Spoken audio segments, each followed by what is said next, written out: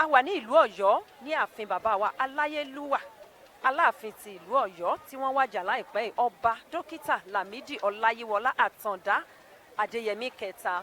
Òní yìí òun gangan ni wọ́n ń ṣe àdúrà ọjọ́ kẹjọ láàrin àwọn ẹlẹ́sìn jẹsìn, ẹlẹ́sìn ìgbàgbọ́, ẹlẹ́sìn mùsùlùmí àti ẹlẹ́sìn àbáláyé. Ibi yìí la wà lénìí láti máa fún yín ní gbogbo bó ṣe ń lọ, gbogbo àwọn nǹkan tí ó ń ṣẹlẹ̀, gbogbo àwọn lọ́balọ́ba àti gbogbo àwọn ọ̀tọ̀kùlú ènìyàn tí yóò pèsè síbí lọ́jọ́ tòní.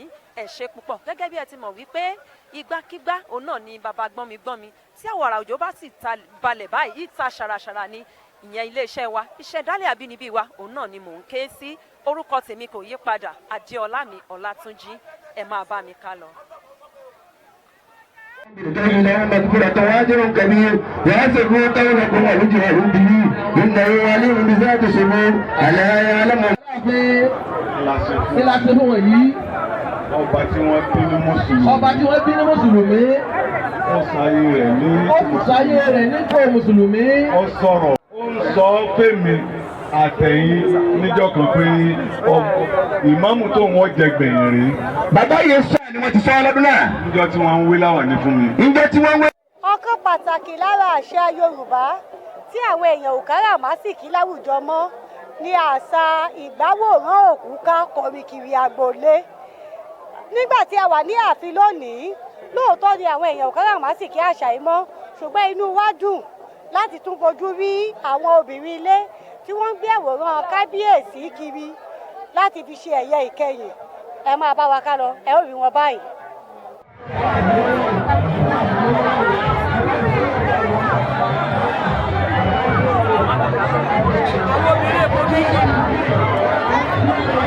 Àwọn obìnrin kábíyèsí Aláàfin alólódù bí ìyẹrẹ.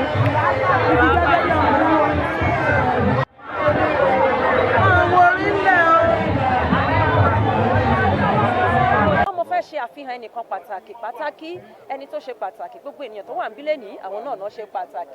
Ẹni yìí jẹ́ bí aṣojú sí gbogbo tó jọmọ́ àṣà sí bàbá wa tó dolóògbé, bàbá wa Aláàfin. Mo fẹ́ kí ẹ fetí sílẹ̀ kẹ́ gbọ́ ọ̀rọ̀ ráńpẹ́ lẹ́nu wọn. Ẹ káàsán madam, thank you. Ẹ káàsán. Ẹ káàsán wọn. Ṣàlàáfíà ni ẹ kú ọ̀rọ̀ ti bàbá wa ọdún ajínà sí. Ẹ ṣé wọn. Ẹ bá wa dárúkọ yín fáwọn aráàlú. My name is Dr. Paula Gomes. I'm the cultural ambassador to Kábíyèsí. Cultural ambassador Yes. to Kábíyèsí. Ọmọ ìlú wo ni yín? Portugal. Portuguese ni wọ́n bẹ́ẹ̀ ṣe ń wò wọ́n yẹn. Wọ́n nífẹ̀ẹ́ sí àṣà wa. So what motivates you concerning the culture of Yorùbá? You know, when I was a student, I did history, so I did research on Yoruba culture. And I just respect it too much. Wow. So Kábíyèsí, one day I came to visit him like 12 years ago, and they invited me to support him on preservation of heritage and culture. So I accepted. So, and it has been a journey. I'm still here. Wow, that's fantastic. But now that Alaafin is late, Yes. what is the next step? Are you staying with us or you want to? Yes, I'm staying with you because Kábíyèsí is gone, but the institution of Alaafin is not gone. And Kábíyèsí Ọláyíwọlá, he left a legacy. So I didn't finish the work. So if I go, you understand, part of the legacy is going. So I'm going to continue to do the work. That's good. That means you're determined. Ẹ ní ìpinnu ni, ẹ dẹ̀ fẹ́ràn àṣà wa. Kí ni àmọ̀ràn yín fún àwọn èèyàn ìlú Ọ̀yọ́, orílẹ̀-èdè Nàìjíríà àti ọmọ Yorùbá lápapọ̀? What I want to tell them is that they should be proud of their culture. They should respect it. You understand? So they should continue to preserve it the way Kábíyèsí has preserved it. He has done the foundations and the pillars. So we are here to continue. And if you see today is the prayer of 8 days. You see Muslim and Christians. You don't see a Simbile.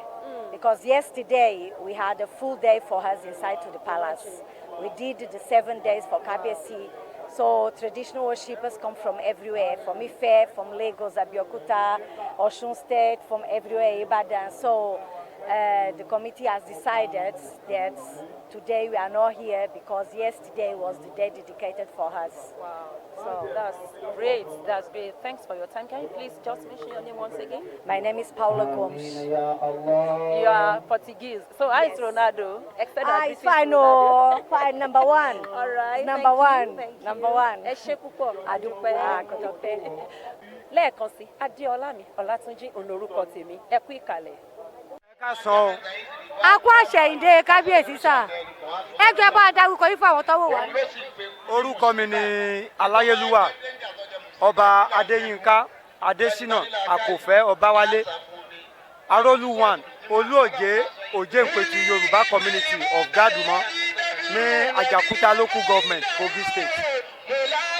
Kí lẹ lè sọ nípa kábíyèsí ikú bàbá yèyí ọba Làmídì Adéyẹmí tí wọ́n ṣẹ̀ṣẹ̀ papòdà?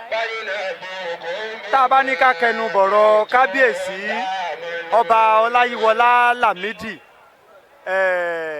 adéyẹmí kẹta tá a bá ní ká kẹnu bọ̀rọ̀ wọn a lè sọ tán nítorí pé àwọn bàbá tí àwa ń wò níwájú tí wọ́n dẹ̀ máa ń tọ́ wa sọ́nà ní gbogbo ìgbà ni wọ́n jẹ́ nílẹ̀ yorùbá lónìí ọba bíi lámídì sọ wọ́n ọba bíi àtàndá ó sọ wọ́n kí olódùmarè gẹ́gẹ́ bí èmi ṣe ń tọrọ lọ́wọ́ àwọn alálẹ̀ kí wọ́n yọ̀ǹda aláàfin tí ó dàbí ọláyíwọlá àtàndá fún wa.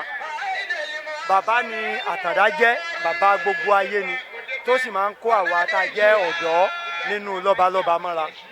Àgàgà wa tá a wà ní ìlú tí ó ti ń bọ́ sí ẹ̀yìn odi lọ́hùn ó kó wa mọ́ra jọjọ tó sì máa ń tọ́ wa sọ́nà. Ẹ ṣeun púpọ̀. Kí wá ní ìmọ̀ràn tí ẹ ní fún ìlú Ọ̀yọ́ lẹ́yìn ìpapòdà kábíyèsí?